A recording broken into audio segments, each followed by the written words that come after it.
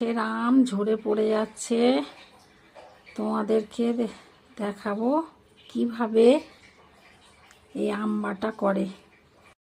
ছাড়িয়ে খোসা ছাড়িয়ে 4 টুকরো করে রেখেছি। এবার মিক্সিতে হোক সিলে হোক আমি বেটে নেব। দেখে নিন কি, একটা কাঁচা লঙ্কা, নুন,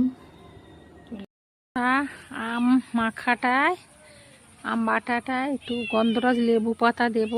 গন্ধরাজ এই লেবু পাতা তুলতে এসে এই লেবু হয়েছে, এই একটা ছোট গাছ এনে পাতা নিয়ে নিলাম তুলে,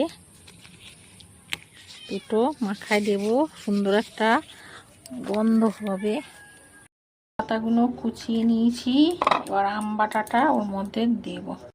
লবণ দিয়ে দিই, চিনি দিলাম, যাতে চিনিটা দিলাম একটু মিষ্টি ভাবটা থাকবে, টক তো যেন খেতে অসাধারণ হয়। এটা আপনারা এইভাবে বানান, এই গরমের দিনে খেতে খুব, দুপুরবেলায় ভাত খেয়ে উঠে খান।